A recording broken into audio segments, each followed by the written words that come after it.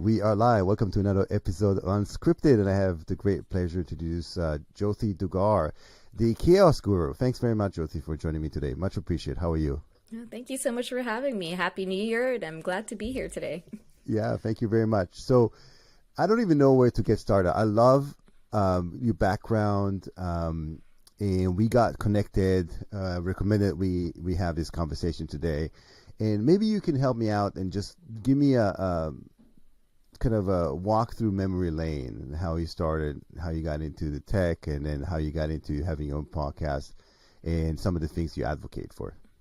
Sure. I started in cybersecurity 20 years ago, and a lot of people ask me, well, did you start working when you were 10? I'm like, no, it wasn't exactly 10, but it was probably 12, which is actually, it is true. I joined there was a military program at high school that I joined, not necessarily in cyber because it didn't exist back then, but it was actually when the internet first came out. I was right there, and we were actually doing research on the different search engines back then. It was like Lycos and Yahoo and, things that really don't exist anymore in this day and age. But I've always been excited about IT and technology in general. I did electrical engineering in college, and I was trying to look at cyber options. Again, they didn't exist. The closest I got was networking, which didn't really excite me too much. And then I graduated. I traveled the world for 6 years. I did all kinds of things, training, different parts in technology. And my old boss, I still remember this, he said, there's something called cybersecurity out there, and there's a training program. Like, you might want to just give it a shot. And sounds like something that would really be good for you, because I was really good at problem solving. I liked solving problems, and I didn't really, I was never really cut out to be the person to go to a position where you just do the same thing every day. So this sounded exciting. So I jumped in, I got my certification. I think it was a GSEC certification about 20 years ago. And I thought, okay, I'll give it a shot, maybe do it for a couple years, and then I'll move on to something else. But I think once you get in, it's impossible to leave the cybersecurity world because it's just so fascinating.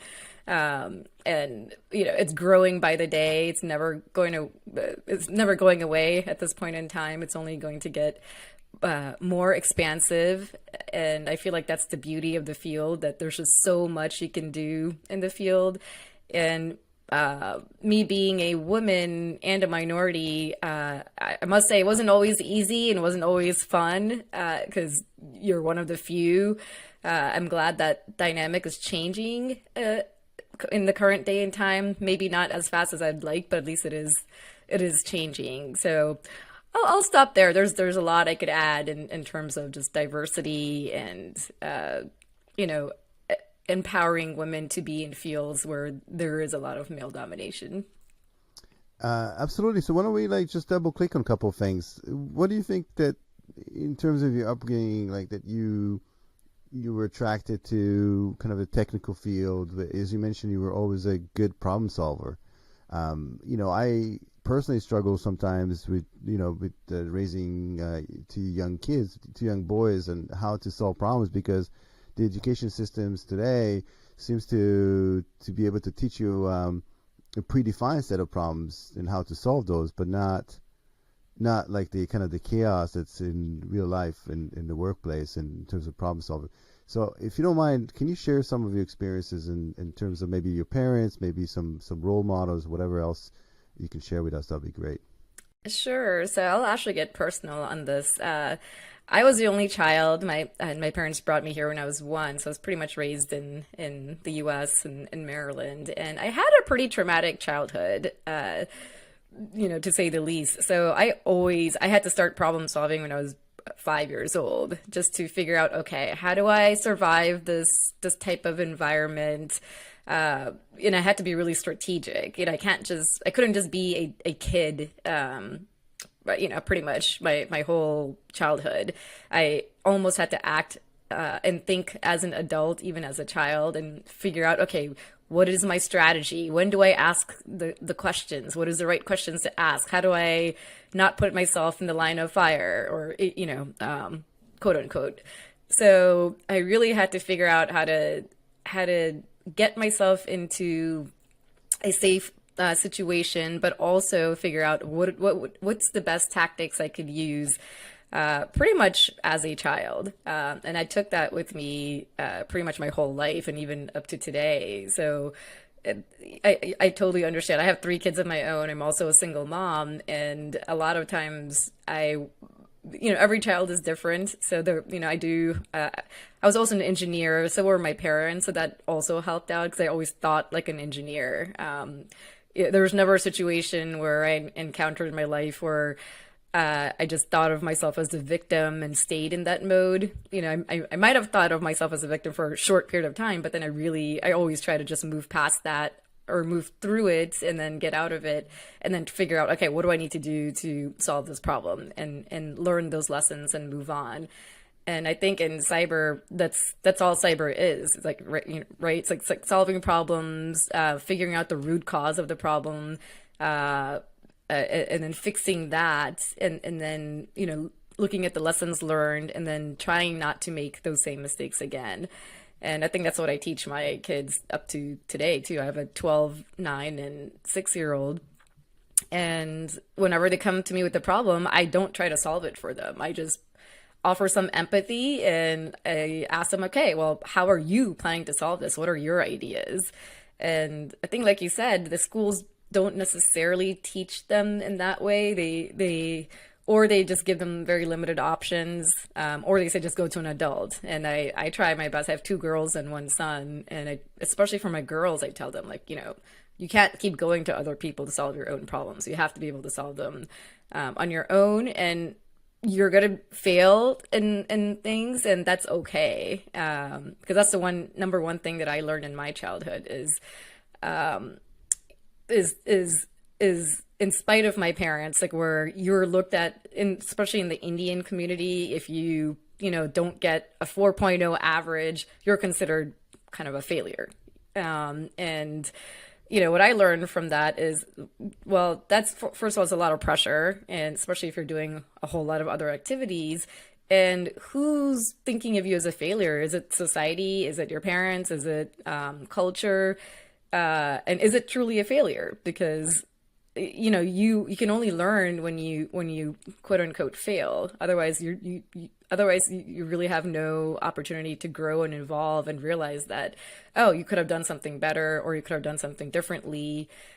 So I tell my kids all the time that if you don't have to be perfect at everything. In fact, that doesn't even exist. And if you quote unquote fail, it's okay, because look at it as failing forward. As long as you're learning your lessons and you take those lessons and just look forward and move in the right direction versus always looking back and trying to figure out what you did wrong.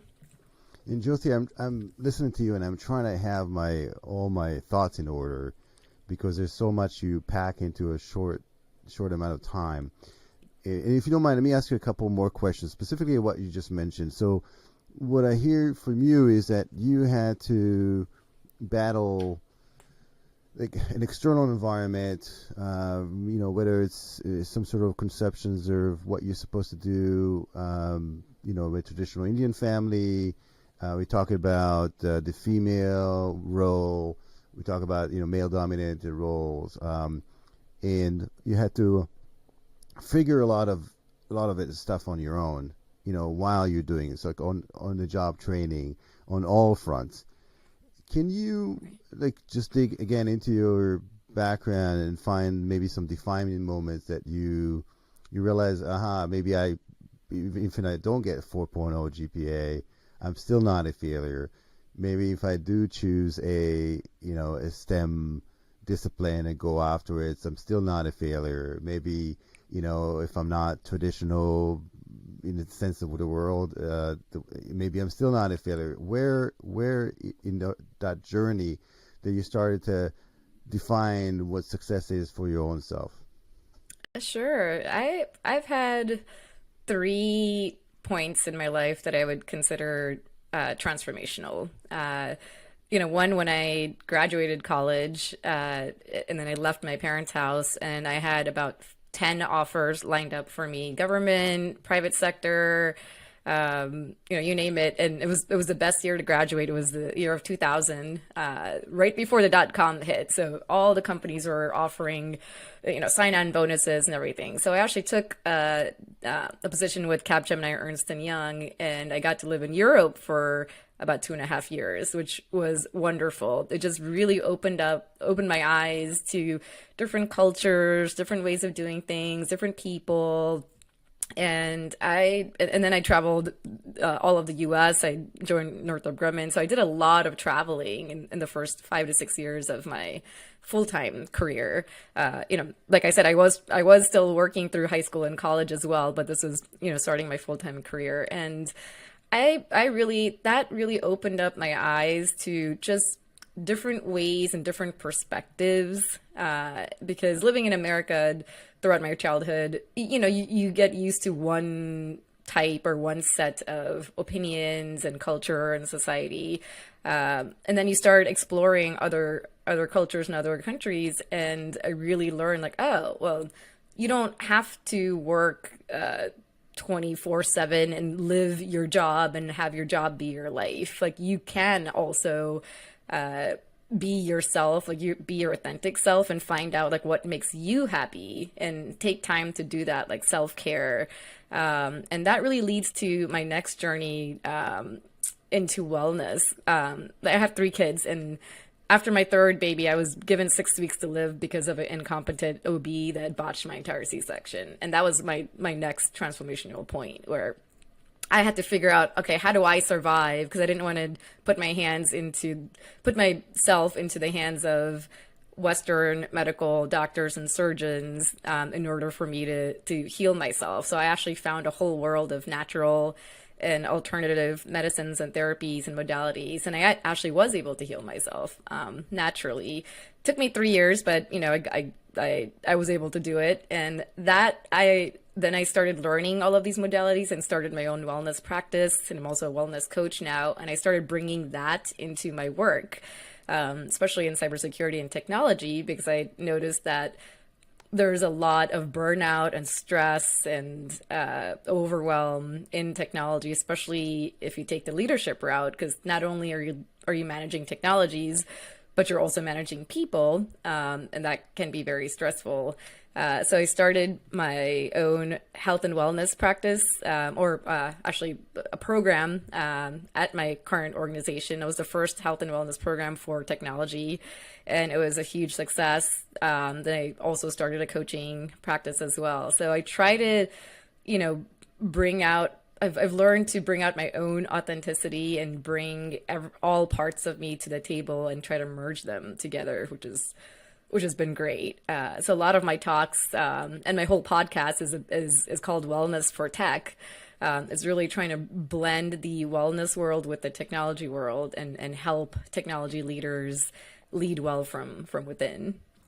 And we'll definitely dive into that, because I have a few questions in regards to that. Again, from talking to you, I hear that through adversity, I would say, you grew and you learned and you developed and you embraced that to become better and reinvent yourself on different levels.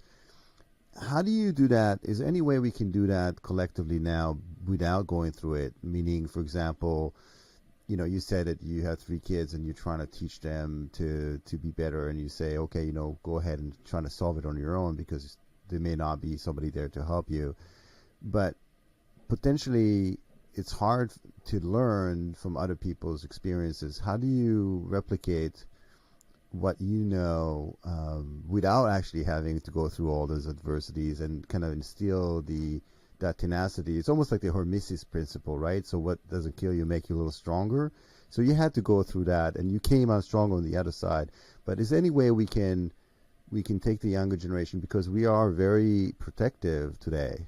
This society is very protective. We don't allow our kids to experience anything.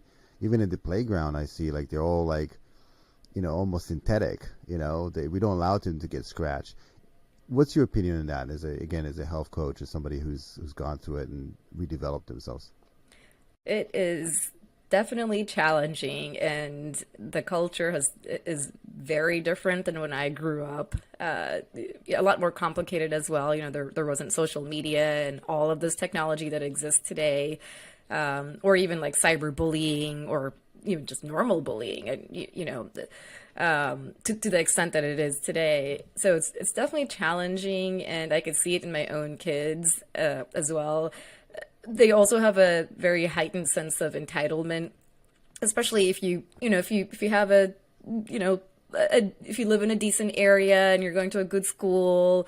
There's it's like keeping up with the Joneses feeling as a family, and it's hard as a parent not get engrossed into that mindset. Oh, this other person bought their kid an iPhone, whatever latest model there is, and Mike's like, oh, can I have that too? I'm like, you have a phone that works. That's all you need. Like, you don't need the latest technology. Being a child, and I think it's having crucial conversations with your kids. Is important. Just the same way that you would have a crucial conversation with your colleagues or the people that work for you or the people that you work for. I treat my children sometimes pretty much similar to a work setting. If you're the leader of the family, it's your responsibility to inspire those that work for you and that work with you. Now, me being a single parent, I feel like there's a lot of pressure there to have these conversations with your kids and let them know, like, look, this is what I'm willing to do for you. And these are just some of these other things that they always ask for are just their wants, they're not needs. And there's a limited amount of wants that I can afford to get for you and that I want to get for you. And then have them, I set up an allowance system for them. And like, if you want to buy something for yourself, you could, you can work your way towards that. But then you also have to think, like, do I spend it on this, or do I save it and then, invest it? I also teach them about stock markets and investing. Do you want to go for the instant gratification, or do you want to grow your money and you could buy something even better later on, or not even buy it? You could just invest it and have more of an experience. So I think it all comes down to setting the expectations for your kids, depending on the age. Like, my youngest is almost about to be 6, and I started having conversations with her even when she was 4, and just trying to get the kids to understand that the instant gratification only lasts for so long. 2 weeks from now, you're going to look at these toys and it's going to be on the floor somewhere. Half the parts are going to be missing. You're not really going to care about it. But the part that you asked, going back to, how do you really, the protection it can start, there's a lot of judgment as well, in the parenting community. Like, if you're the parent that lets your kids fall off the monkey bars, and so they learn, right? Oh, well, but it's not a failure. It's like, okay, you're gonna have, you should be prepared to fall in playgrounds. That's just that's just natural consequences. And it's not necessarily bad consequences, right? Oh, you fell off the monkey bars because, maybe your hands are too slippery. Okay, well, let's try again. Maybe take off your gloves this time. So it's also how the parents react to their children when things like that happen. And I know all too well, sometimes you go there and the moment somebody falls, like, the parents are rushing after them. I'm like, it's just a scratch. Like, it's fine. And I think when your kids see that you're not reacting like that, in fact, I encourage them, like, oh, good job. Like, that was a great fall. Now pick yourself back up and try again. And you don't make it a big deal, then they kind of learn, oh, okay. My son does that all the time. He would be bleeding and he would just be like, oh, okay, well, I'm going to go back and play there. I'm like, okay, let's just clean this up first and then you can go. But if you don't establish things like that and you're too worried about what other parents think of you, or or you're different than how other parents might handle it, then I think that's where sometimes you get caught into the whole rigmarole of keeping up with the Joneses feeling. And again, if I hope you enjoyed having this conversation because it's really intriguing to me because do you feel that we can win that battle because we only have fairly limited time with the kids? Unfortunately, we're working parents. They spend a lot of time in school and systems that we don't have access to, which instills potentially some other types of rules and rule sets. I'll give an example. Like, it's all about fairness. Sharing is caring. It's very synthetic. And then you go into the real world. Nobody gives you the car because they feel, oh, we need to share it.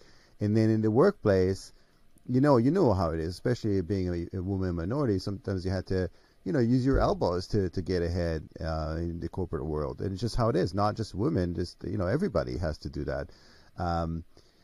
So do you find that we are in constant battle between what we're trying to teach our kids and still in them and what the society currently is telling them? And maybe that's why I don't know if you've had a chance to work with younger folks, but that sense of entitlement actually is carried over from what you just described to the workplace. A lot of them feel that they're Yep. doing some work is beneath them and they should have like some other more meaningful work. But sometimes unfortunately not everybody can do meaningful work. I just wanted, and I kind of blubbering away, but I would love to get your sense of it and what you're saying and potentially how we can collectively win this. Sure. I mean, me personally, I believe in walking the talk. So, and kids these days are very smart. They'll catch you in a matter of seconds if you say something and then you do something totally opposite. Like, hey, well, you said not to do, So I try my best. So this is how I think of myself. So I'm an executive in my workplace, and I also consider myself an executive in my home place.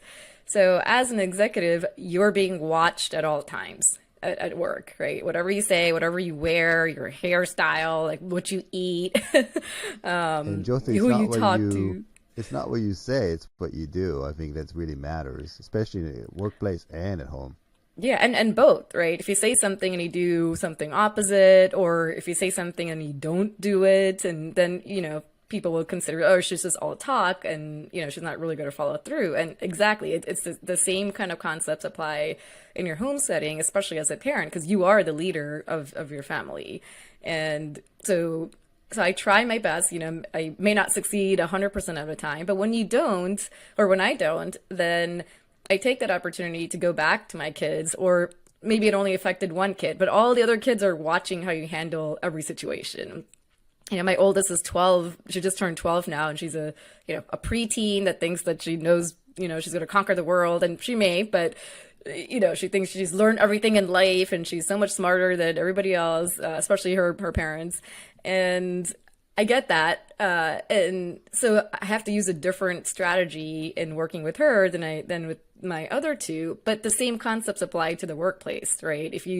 Every person is different. You can't use the same strategy just to work with like everyone, even your subordinates that work with you. So I do assessments at work, like personality assessments and things like that, because it's important. They don't define you, but they're a part of you, and it's important for leaders to understand. Okay, every person learns differently. Every person has their own traits and personalities and experiences and skill sets, and you can't just say, well, this is the rule that applies to everyone and you have to do it the exact same way that I told you. So I really try to keep my authentic self in my work setting and also in my personal settings, especially with the children, because that helps me be the same person instead of like, oh, I'm a totally different person at work and I'm a totally different person at home. But again, it's walking the talk. It's also having these conversations with each of your children figuring out what are their pain points, like what are they going through, how can you help them the same way you would have conversations with your employees, how can you help them grow, and then also take ownership of or an accountability for themselves and not be afraid to tell you when they did something wrong. um, that's not to say there aren't consequences, but a consequence is different from a punishment, in my opinion. Like you wouldn't give a punishment to an employee there, but there would be consequences for bad conduct or bad performance. So we actually established something called a most helpful person methodology in the house, and whoever wins that, gets an extra something extra in the week, and they love that concept because they and it's the same way at work. Like you get a certain salary for doing a certain job, but then no one is paying you to come back home and take care of your kids. Like you don't get paid for that. So I told them, like, okay, so if you do X, Y, and Z things, like you'll get a certain allowance, but then there are things that you're gonna have to do, like chores and jobs, just for having a home to live in, that's safe and secure. And they didn't understand that at first. Like, well, wait, so we have to clean the dishes and we don't get an allowance for this? I'm like, no, because if you don't clean the dishes, I'm not gonna do like all this work, and who's gonna do it? Like dishes will just stay there. So they get that concept now. So I would say just trying to be consistent, and then setting expectations ahead of time, giving them many opportunities to succeed. Not making it so hard that they can never win, because everyone wants to feel successful in their own right. So I think it's just important to realize, okay, for a 5-year-old it's going to look different than an 8-year-old, and that's going to look different than a preteen. And the same applies to a work setting, right? You're not going to give a junior level staff member the same kind of responsibilities as someone that's been there for a while, or that's a supervisor. So I think that's what I would say, is being consistent, having crucial conversations, not shying away from those, walking the talk, and then taking responsibilities for yourself. If you made a mistake, like accepting that for your kids and going back to them and apologizing. We have to kind of let our pride and ego put that aside. It's okay to apologize to your kids. Yeah, I love that, taking ownership when you made the wrong decisions, both on executive settings, and I love the analogy. I use the same way sometimes when my kids ask me something, and I say, well, I empower you. Make the executive decision. You make the decision what you want to do, what you feel is right. And I love the similarities between the two. I think there's a lot to be said. So let me change topic real quick. You mentioned that you built one of the first programs around health and wellness, around specifically for the technical staff. What triggered that? And you mentioned it was a great success. What can you pinpoint why was it a success? Sure. The trigger was my own journey in wellness, and since I was in both, I was a leader in cyber and technology, and I can feel myself getting stressed out and burnt out and overwhelmed. Not only from a personal perspective, but also from a work perspective. I knew, and I saw the similar issues across the board. People were getting sick. They were taking a lot of. They would have to leave just because the work was so stressful. And I really wanted to do something. Like I wanted to blend all the different aspects of me together. And then I also wanted to find a way to help technology and cyber leaders out there, not just leaders, but emerging leaders and just all staff, build morale and also prioritize their health and wellness. And this was before COVID. So my youngest is 6 or almost 6 now. So this was, well before COVID, where people weren't really looking at health and wellness as a priority. It's like, yeah, I'll get to it, or, I don't have time to exercise or go to the gym, or it's not just physical exercise. It's also, do you spend time in, meditating, or do you really go within? Do you have, do you reflect on your life or anything like that? Do you set aside time for yourself?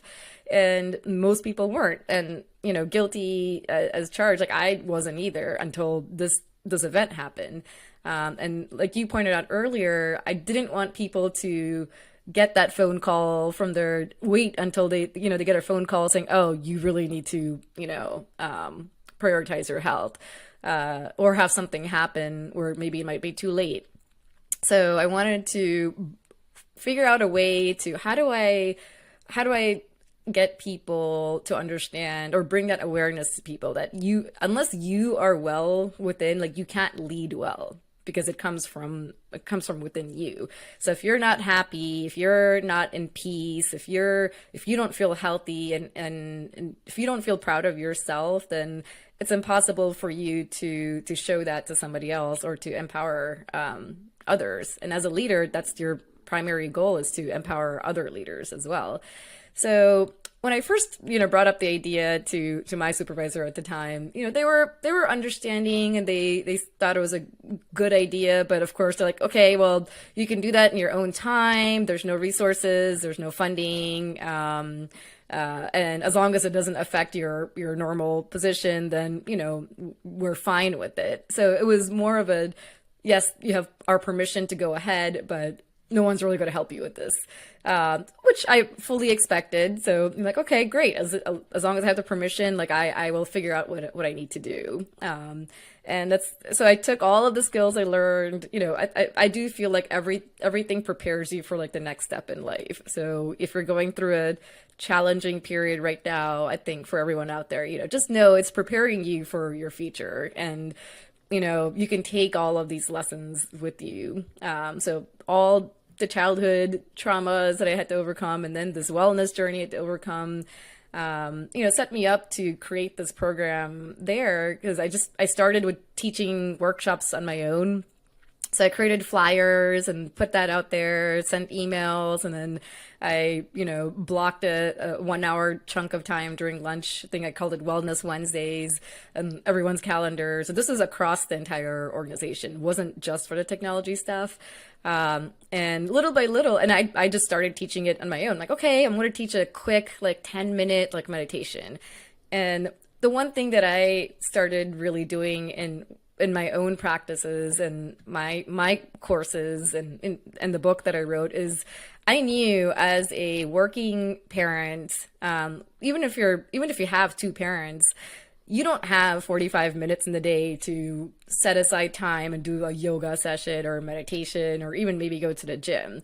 And I know I didn't. So I had to find ways to incorporate mind, body, energy, exercises throughout the day.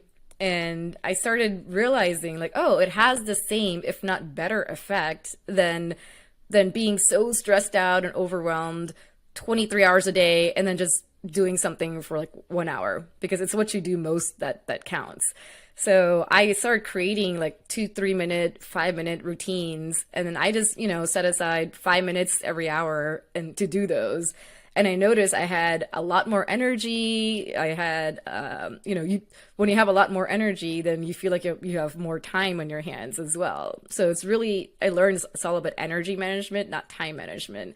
So I started bringing these techniques to the program at work, and so everyone started practicing those, and just simple things. It's you don't have to set aside a space and time. You can just put it on your calendar, like at the end of every hour.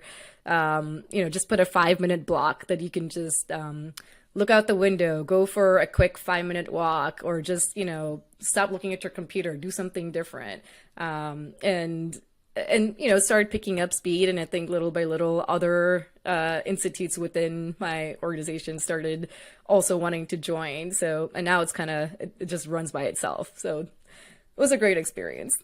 And Jothi, let me ask you this. You glance over it, but again, from my experience in knowing people, I would say 9 out of 10 people that will get the feedback that you receive from their management would just abandon the whole idea, just move on. And I'll let it sink for a second. Why it did not happen with you? Why did you decide to pursue it anyway?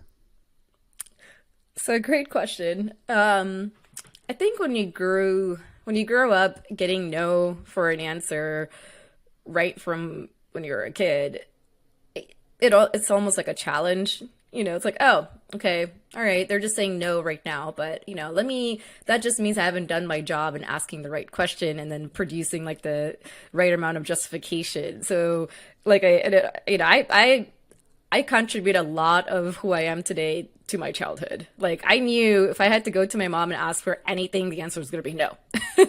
Even if it's something good, like, oh, could I study more? She'll probably say no just because it was a question, it was a request. So I'm like, okay, so I need to approach this. I need to be really strategic and then, go in there with a story because everyone likes a good story, especially when you can paint the story to show how it's going to benefit them. Right. So if you have a request and it's all about you, well, I need more money because I want to do this and blah, blah, and blah. Like, yeah, you can almost guarantee the answer is going to be no. But if you go in there with a good enough story, like, okay, I'm trying to create this program, it's for the benefit of the staff and for the leadership and teaching them ways to be more effective and successful in their roles. So that would like reduce, burnout in staff and less time off of work and things like that. They're like, oh, I mean, why would you say no to that? And then I'm not asking for any money, it's like, I got this. And that's the part that I had to figure out, for myself. Like, okay, well, I can do it for free. And then I can reach out to like my own wellness network and which I did and see who's willing to kind of offer maybe like an initial set of free sessions and kind of work with me. So their name and their company gets out there as well. So what's the benefit for them, right? It's like, oh, well, hey, you can, I can put your bio out there and your company. So if someone wants to individually reach out to you to get, whatever healing or therapy that they want, they can. So I had to kind of make it a win-win for all parties until they started realizing the true like effect of it. And then it was kind of a no-brainer. They're like, oh, so then I said, okay, hey, my wellness staff or professionals that I work with are only willing to offer this many sessions for free. After that, like it's not going to be free anymore, but it's a very nominal, charge. So it's not like it's going to cost them an arm and a leg. So I think that's the key that we can really take in any profession and in any situation, like being able to tell the story in a way that you can paint the outcome, a positive outcome for the other party. It's not just about yourself. And then show them, really don't give them a reason to say no, because essentially they didn't say no. If they had said no, I would kind of take it as okay, well, what did I do wrong? Or okay, I would just take a no as a temporary no. And I think that's the key that I tell my kids in life. Like, it's a no for now, and take that as, okay, you need to come back to me with a proper justification. Like, why should I do this for you? What is it? How is that going to benefit the family or and put it in that way, just to kind of start teaching them young, like stop thinking of yourself, like put the other person, especially if you're asking for something from another person, you need to put the other person first and then almost don't give them a reason to say no. It sounds like, especially in the corporate environment, sometimes it's not no because it's, I guess politically incorrect. So they just say, well, hold on for a second, maybe we should do this or not now, or, well, we have to go through these things first. And it sounds like two principles. One is that a no for you is just the fact that you didn't ask the question the right way and they didn't justify enough. That's number one. And then the second thing is is that you do first and ask for forgiveness later. And you have to be careful with that, right? Like if you use it all the time, then you won't really be given the opportunity to do that. So I think once you've built up a certain reputation and trust and rapport, and you've shown you have proven success to all of your ideas, I think you could use that limitedly. If it's something, especially if it's something crucial that you don't have the time to really go through this whole process with, like, hey, I had to make a decision on the fly, and I'll apologize later. And I think that's understandable. But if you use it all the time, everything in moderation. And tell me, you had to build this program from scratch, and you don't necessarily, you're an engineer by profession. You had the background, the cybersecurity background. You've like a self-taught problem solver, but you don't necessarily come from the health and wellness world. You know, I guess just professionally speaking, how would you? And it's a really big task. Again, it's like, where did you go first? How did you figure out? You define the problem because you had the problem, but then you're trying to find a solution, and the solution wasn't something that you was naturally coming to you, not from a background perspective and so on. How did you go about Right. figure things out? So I do believe when you ask, the answers will come. So even from when I was given this situation in my wellness, the surgeons will always say, "Oh yeah, you need all these surgeries without really any guaranteed result." So I knew what I didn't want, which helped me try to figure out, well, what do I want? So I knew I did not want to put myself in under multiple surgeons' hands again. That's what I didn't want. But then I was given 6 weeks to live. So I was like, okay. And again, this is another situation where most people would have looked at that 6 weeks and thought, oh, this is the end of the world, and this is how my life's going to end. But I looked at it as like, okay, well, I will take that 6 weeks and I'm going to figure something out. And if I don't figure something out, then I will come back and get the surgeries and see what happens. But I knew in my mind, like, okay, I will figure something out. And then I just started doing a whole lot of research, okay, what do are natural techniques, natural modalities, like, things like that. And little by little things would, come up, and I would go try them. And the one thing I even learned in this process is certain things only work for a certain amount of time, and that's okay. It doesn't mean like that's it, now you have to go backward. And it took me a while to get to that understanding. So I would try a certain modality, it would take me so far, and then it would plateau. And then that just, I learned like, okay, well, I need to find another modality then. And then I would do that for a little bit of time, and that would take me so far. So little by little, I was improving. So I had to teach myself to look at the bigger picture and not what's happening today. So I'm like, okay, well, from 3 months ago till this point in time, here's how much I've improved, and through multiple different modalities. Okay, now it's just time that I need to find something else. And, just do research, put your stories out there. I think that's the number one thing I would say. Is a lot of people want to keep things within them and not say anything. But if I did that, I probably wouldn't be here today. So I, started telling my friends, or I'm like, hey, this is a situation I'm facing, but I'm trying these things. And then somebody, you'll hear something like, oh, well, I heard of this acupuncture technique. Like, maybe you should look into that. And I would never say no to anything. I would, keep my mind open, as well as my options. And little by little, I started healing, and things take time sometimes. Like, good things don't happen overnight, usually. So it did take a good 3 years to really heal 100%. But I looked at it as progress, not because I had no idea when I'm going to heal 100%. But if I looked at that, like, oh, this is taking too long, let me just get the surgeries, then who knows what would have happened with those. So the same thing with the wellness program. Yeah, I had no idea how to start it, but it's like, okay, well, what do I need to do? Okay, maybe, first of all, I need to figure out, like, who's going to teach, these workshops? Like, how long should they be? How do I bring in the awareness to the staff, because they might be like, oh, we don't need this. So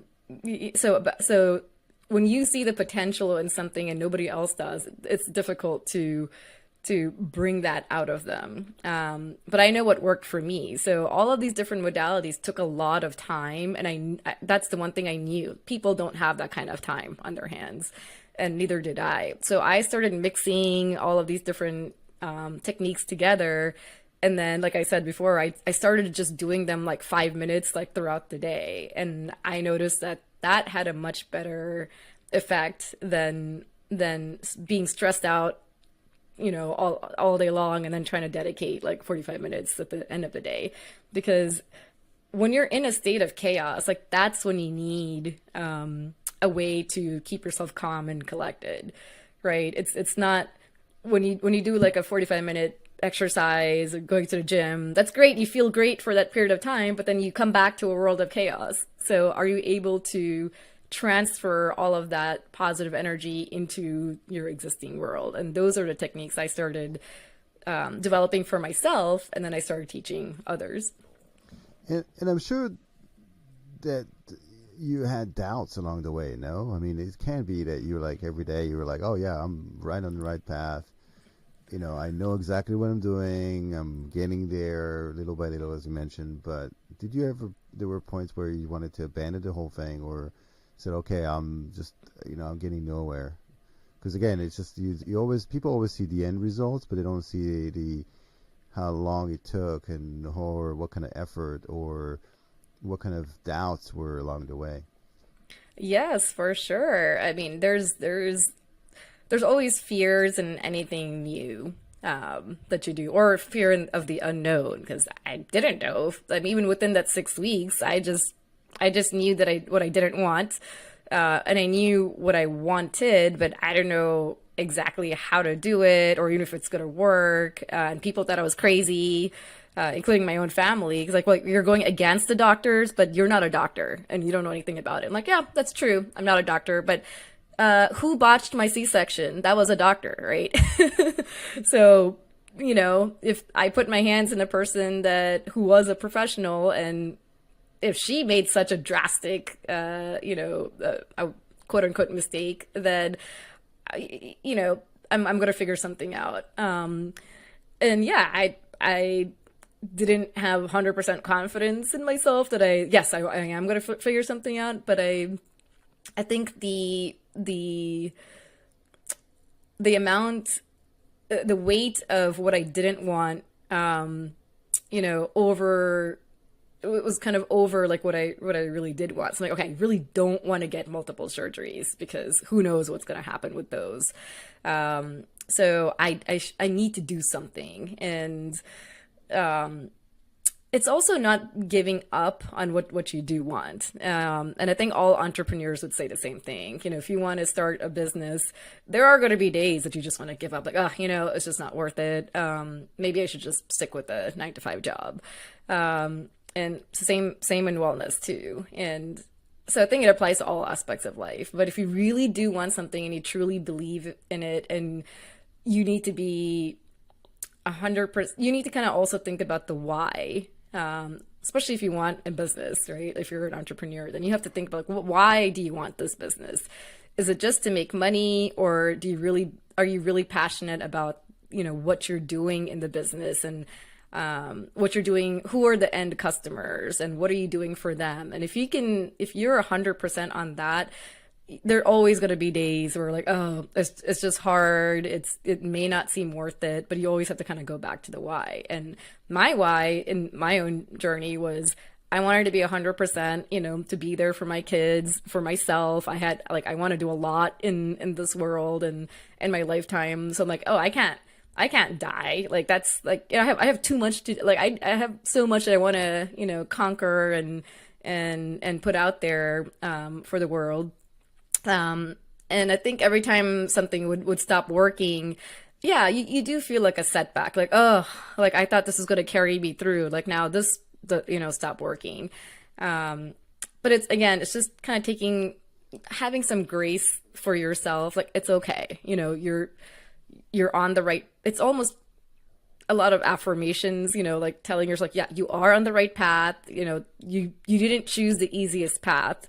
And when you don't choose the easiest path, like it is going to be challenging, and not giving up, always going back to the why, and just almost visualizing the outcome of, oh, if I achieve this, like what does that look like, and what does that feel like, and trying to bring that type of energy and feelings to the moment, even before you have it. And Jothi, why do you think that now is becoming front and center? I mean, we've been hearing about burnout in the workplace, specifically for cybersecurity professionals, combined with all kinds of things we hear, like, quiet quitting, quiet hiring, quiet everything. Like, it just seems like there's just this almost animosity between employers and employees, and it's almost it's 2023. Why are we not? Why is wellness in the workplace not even like a thing collectively that's been around for 20 years? Why now? I mean, this is fairly not new. We've always known of people getting burnt out. We see that different professions, from dentists to lawyers to, like how many recovering lawyers you hear about. There's a lot of recovering cybersecurity professional people that went from pen testing to something else because of burnt out. So why now? Why all of a sudden the awareness? I think COVID brought a lot to light that was underneath the surface before, which is also why you see relationships, not working out, or the highest number of divorce rates. I think it really gave people a moment to step back and look at their life. Am I doing the right thing here? Is my career or money or success, is that more important than my wellness? And when I say wellness, happiness also has a different meaning today than it did before. And success, because before, it's like, okay, you grow up, you get married, you have kids, you have like the white picket fence, you have a dog, and your kids are in activities, they're going to the best schools, and it truly was like the keeping up with the Joneses type of feeling, and that was a sign of success. And I think the younger generation, especially these days, the millennials, if they, as they went through COVID, you see a lot of millennials like, well, I'm not going after the highest paying job per se, because that doesn't guarantee my happiness. I would rather go for the job that offers the most flexibility.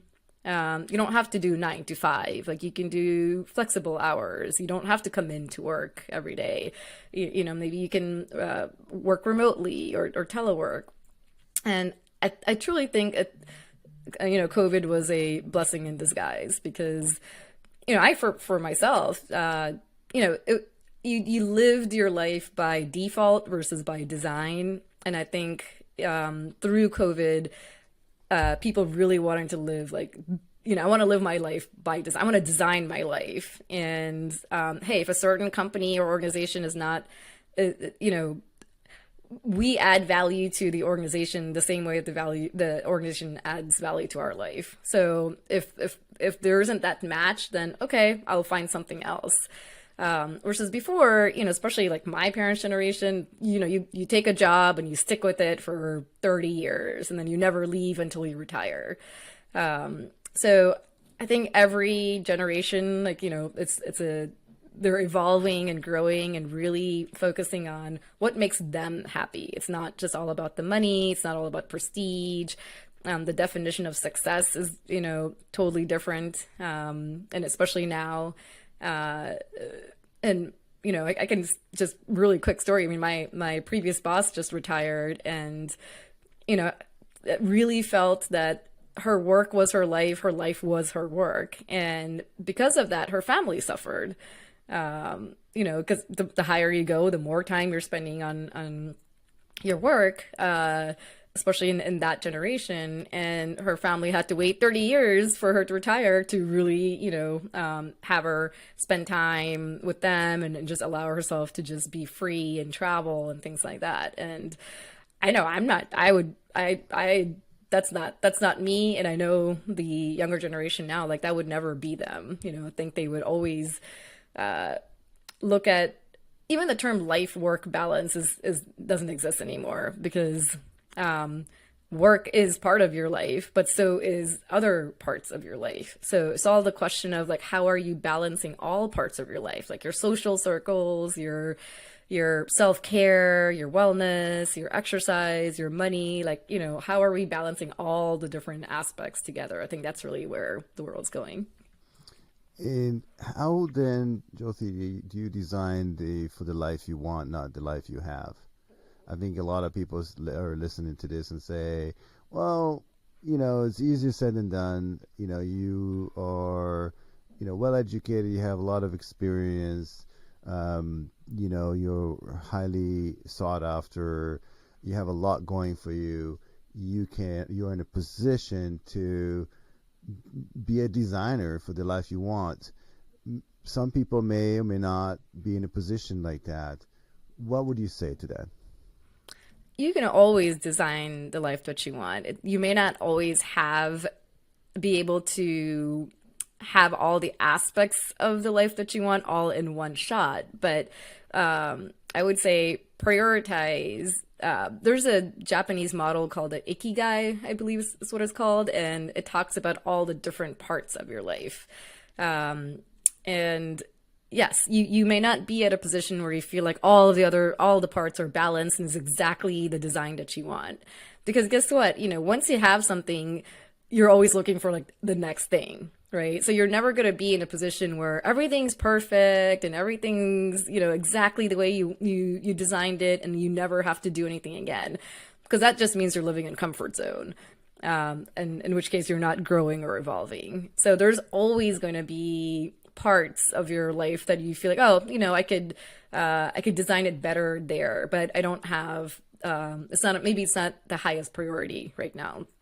Let's say social circles. You might feel like, okay, well, I feel like I designed my career, my social circle, or my health, my wellness. But then maybe I really need to expand on my soul tribe, or get people that I associate with people that I feel like that rejuvenated energy. And yeah, you might not be able to spend as much time as you want with them, but maybe you could find ways to incorporate them into your lifestyle, or just dedicate time. Like, I have a soul group of people that maybe I would love to meet them every week, but my life doesn't really accommodate that right now. Okay, well, maybe I meet them once a month, and then maybe we set up phone calls once a week instead.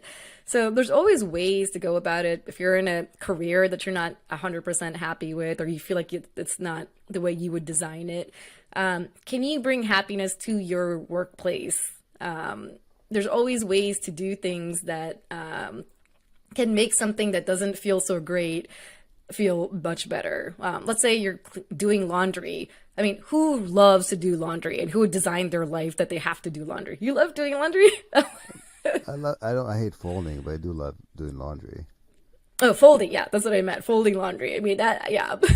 Laundry is not a problem. It's the folding part that The I really folding don't laundry. like. Right. So, okay, well, yeah, it's not going to fulfill my happiness, but, well, what if I just throw on some dance music in the meantime? Okay, well then, can I make it a little bit more exciting and design that part of it at least?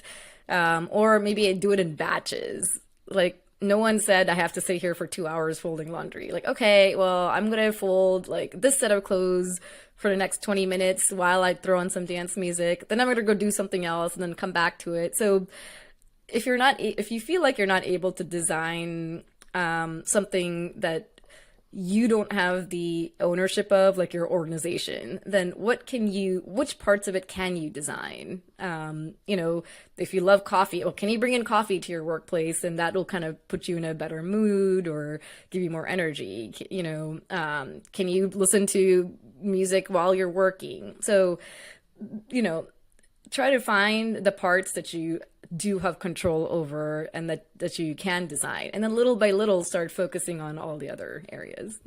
And what can you tell employers that want to align themselves with that movement, that trend? Because the trend is not going to stop, I don't think. I think you're right. I think COVID and, that people understand the work-life balance is not really a thing, and waiting 30 years for retirement, that's not a thing either.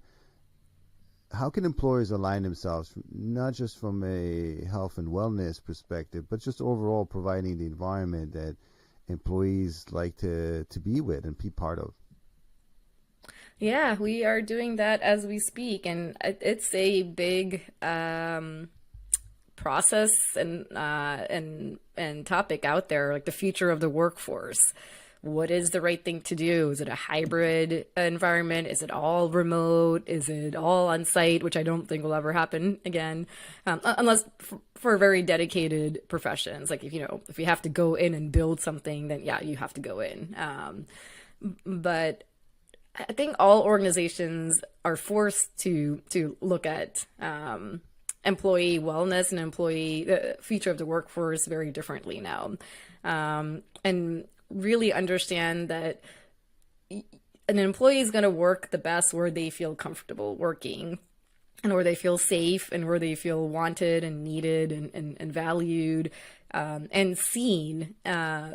So you could come into the workplace, but if you still feel like nobody sees you or nobody values you, you're still going to do, maybe not your best work, which could be the same as when you're at home.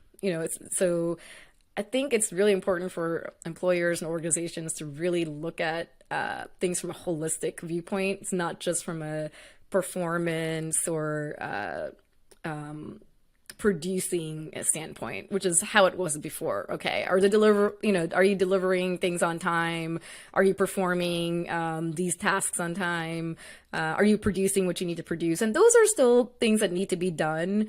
But the how you get there, the mindset has completely changed. You don't have to, I know before when I asked for additional telework days, it was regarded as like, oh, well, people don't work while they're at home. So we need you on site. And I'm like, okay, well, if I'm not working when I'm at home, like what makes you think I'm working when I'm on site? So it's also the mindset of, I think there might have been there's always a couple people or, a set amount of minority people that may not really produce in any environment, but that doesn't mean that you punish the entire, everybody else for those set of people. And maybe right? Those are the wrong people to begin with.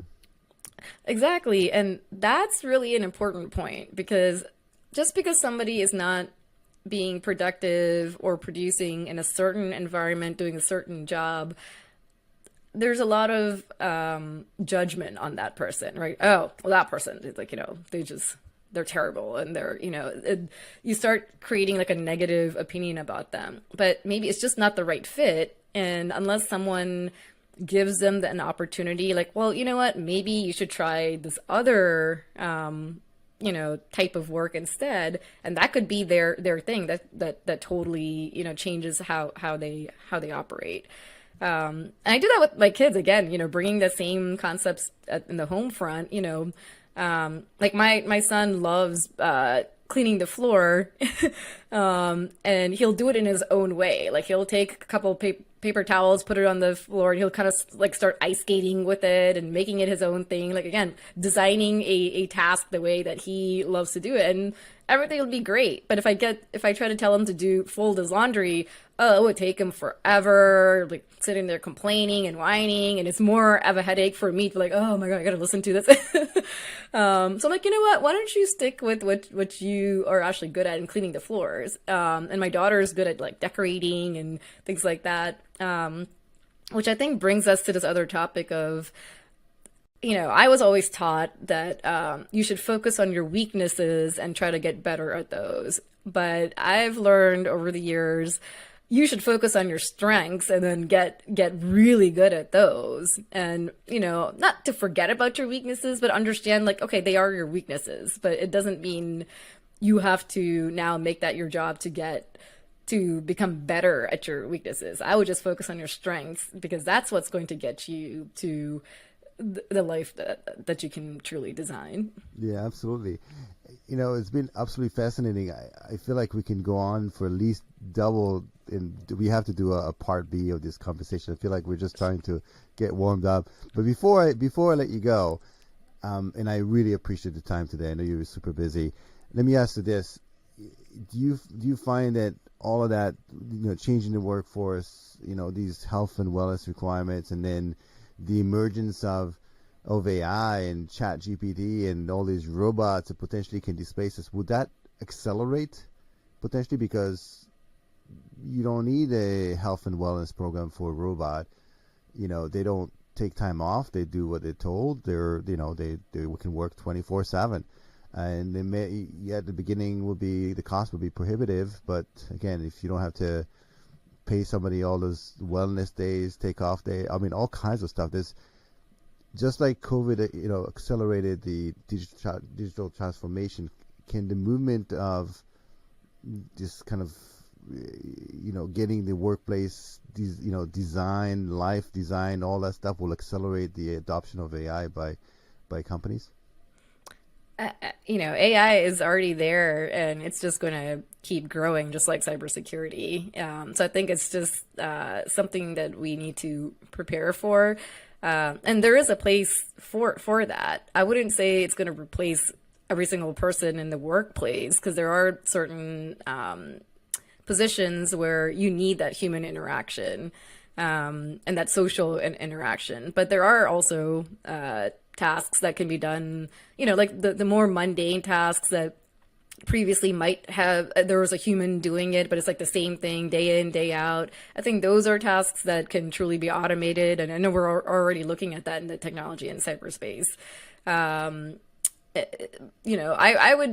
am still very concerned about AI having its own personality because, like you said, robots may not need wellness, but there's lots of proof out there that there's certain robots that are kind of having its own mindset and its own personality. So, something to look out for.